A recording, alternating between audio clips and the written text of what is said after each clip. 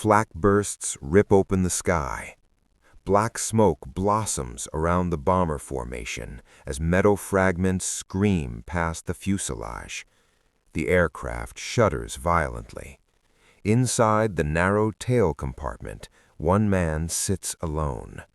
20,000 feet above enemy territory. No armor behind him, no one to help if something goes wrong. Only a thin sheet of aluminum separates him from the freezing void. This was the deadliest job on the B-17, and most men who flew it knew their odds of survival were terrifyingly low. The B-17 Flying Fortress was designed to survive punishment that would tear other bombers apart.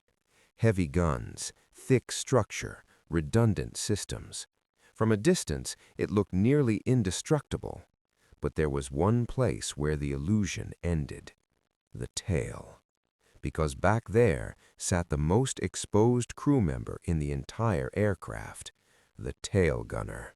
High over Europe in 1943, American bomber crews were flying deeper into heavily defended German airspace than ever before.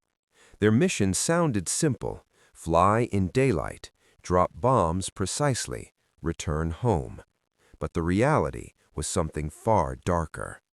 German flak batteries filled the sky with exploding steel. Enemy fighters circled like wolves, waiting for the perfect moment to strike. And when they attacked, they almost always came from behind. Because the tail of the B-17 was both a shield and a weak point. The man sitting back there was the last line of defense of the formation. If he failed, even for a few seconds, enemy fighters could rip the bomber apart. No pressure. But the real danger wasn't what they expected. To understand the tail gunner's reality, you have to step inside his world. The compartment was brutally cramped, barely enough room to sit and operate the twin .50 caliber machine guns. There was no standing, no stretching, no quick escape. Just a tight metal coffin bolted to the rear of a vibrating bomber. And once the mission started, you were stuck there for hours. At altitude, temperatures could plunge to -40 degrees Fahrenheit, cold that didn't just bite, it crippled. Gunners wore electrically heated suits, thick gloves, oxygen masks, and heavy helmets. But equipment failed, wires broke, heating systems shorted out, and when they did, frostbite could set in within minutes. Breathing wasn't natural either. At 20,000 feet, the air is too thin to survive without oxygen. Every tail gunner depended on a rubber oxygen mask strapped tightly to his face. If the line froze, if the mask slipped, if flak severed the hose, he could black out in under a minute, alone, unnoticed. And then the fighters came.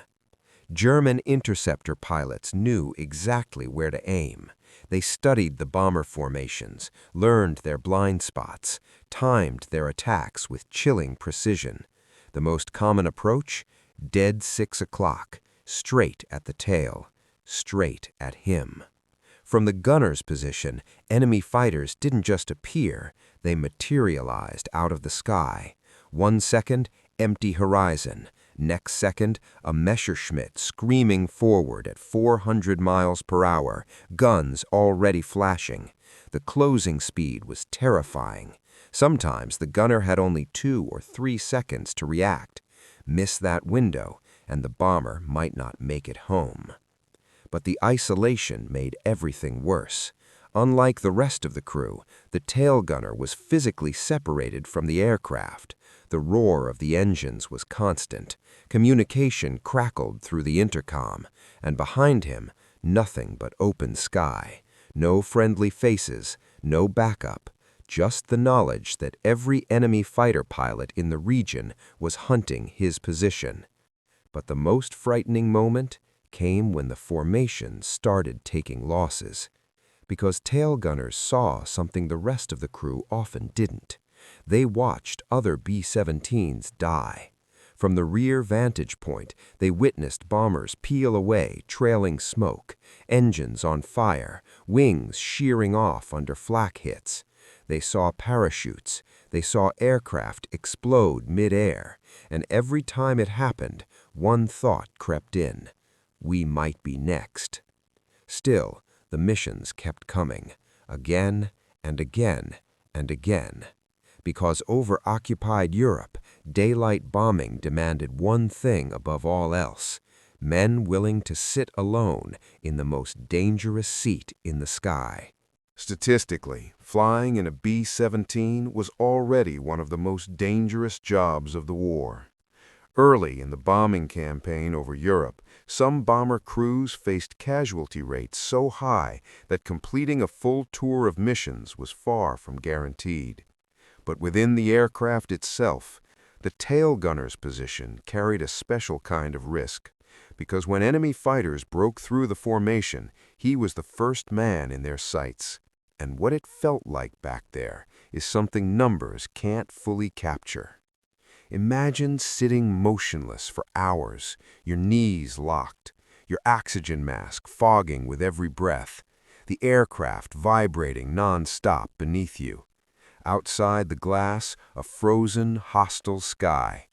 And in the back of your mind, a constant question: is the next attack already on its way? Veteran tail gunners often describe the job as a strange mix of boredom and sudden terror. Long stretches of nothing, just contrails, clouds, distant flak bursts, and then, without warning, the sky would explode into motion. And then the fighters came. Again. Picture it, a formation of B-17s droning toward the target. Suddenly, the call crackles over the intercom: "Fighters, 6 o'clock!" Every tail gunner snaps to attention, eyes scanning, heart pounding, and there, growing fast in the gun sight, a German fighter lining up the perfect kill shot. Training took over. Hands tightened on the grips, feet braced against the small stirrups. The twin .50 caliber machine guns roared to life, tracers stitching across the sky. But here's what made it brutal: the enemy pilot was firing back at the exact same time. The tail of the bomber shook violently as cannon shells and machine gun rounds slammed into the aircraft. Metal pinged, glass rattled, warning lights flickered, and the tail gunner had to keep firing even as incoming rounds tore toward his position. Because if he stopped shooting, even for a moment, the fighter would close the distance, closer, closer, until the bomber filled the enemy pilot's gun sight. Many tail gunners described seeing enemy aircraft so near they could make out the pilot's face. That was the reality of aerial combat in the bomber war. It wasn't distant, it was personal. Sometimes the tail gunner won the duel. Enemy fighters would break off, trailing smoke, spiraling downward toward the clouds below. But not always, because German pilots adapted. They attacked in groups, from multiple angles, timing their runs between bursts of defensive fire. And the worst moments came when the bomber formation started to thin out. Because the B-17's greatest protection wasn't its armor, it was the formation itself. Dozens of bombers flying in tight combat boxes, their guns overlapping in a deadly web. But if flak or fighters knocked aircraft out of position, individual bombers became vulnerable, especially the tail. There were missions where tail gunners watched wave after wave of enemy fighters press in, ammunition counters ticking down, barrels overheating, oxygen masks frosting at the edges, and still the attacks kept coming.